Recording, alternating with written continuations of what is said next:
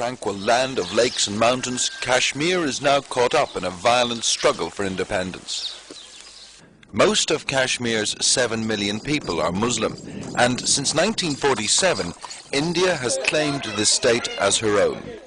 In the last 3 years, 3,000 people have died as the independence struggle has degenerated into violent social unrest. And now the Indian Army is here in force. 300,000 soldiers keep Kashmiris under strict military control. Any resistance is harshly dealt with, but still the Kashmiri youth continue to resist. Young nationalists attack an Indian military checkpoint and retreat into the night. The following morning, the Army's response to the attack, a dawn raid followed by mass arrests of young men and the persecution of local people. Here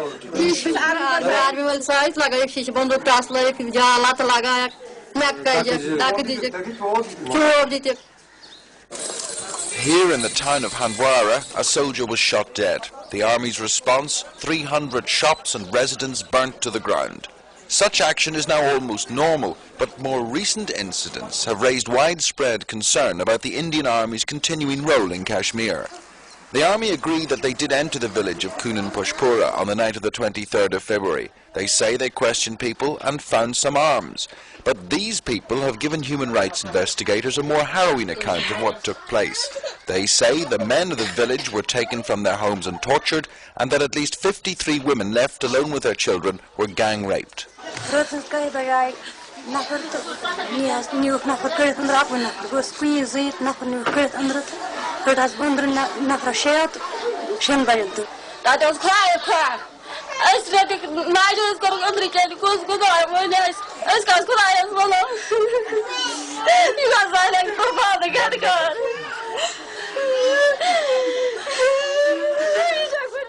"53 women gave statements to human rights investigators. The youngest was 13, the oldest 80.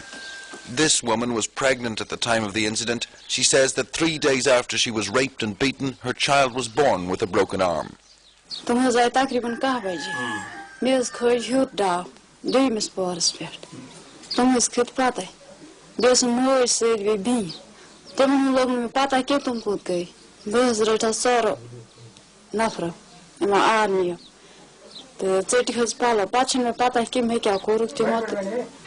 In this building, the men of the village say they were interrogated and tortured.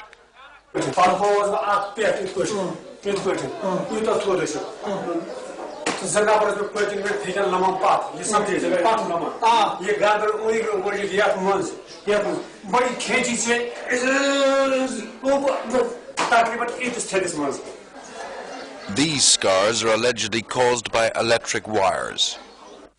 What happened that night has left many families in ruin. Husbands have left their wives, young unmarried girls have seen their prospects of marriage vanish as word of the incident spreads through the area.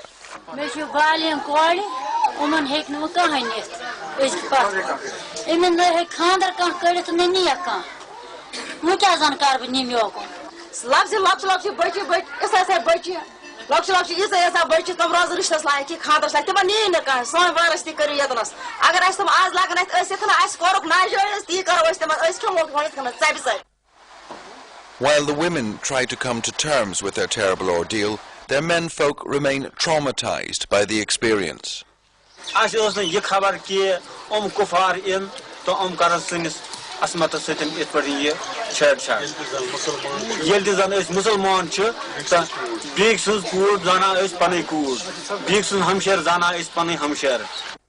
The nearby town of Kupwara.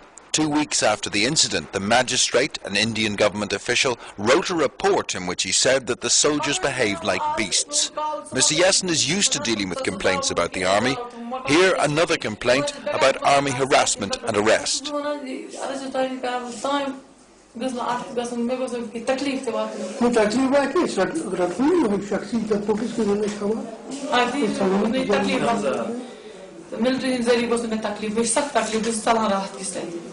I have submitted a report to the authorities to conduct inquiry and take action.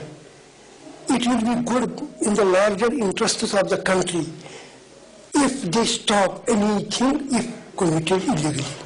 Abdul Ghani is a former member of the Kashmiri state legislative, now disbanded. He believes India has lost Kashmir. By their acts and deeds, they are alienating the people of Kashmir day by day.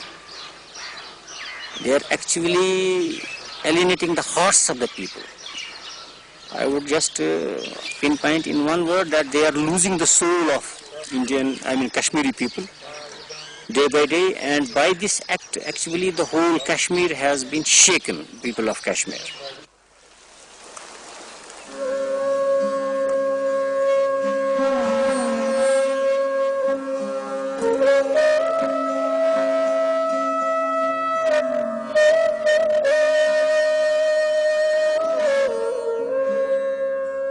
In a society such as this, rape is not normally talked about. Yet in Kunan Pushpora, there is bitterness and sadness. Lives have changed, relationships shattered.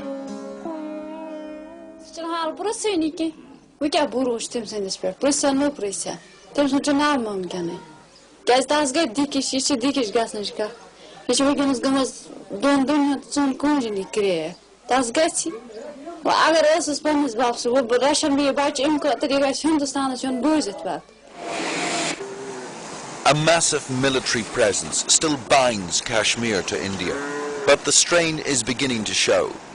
As tales of atrocities abound, Kashmiri nationalism grows. There are no friends of India in Kunan Pushpora.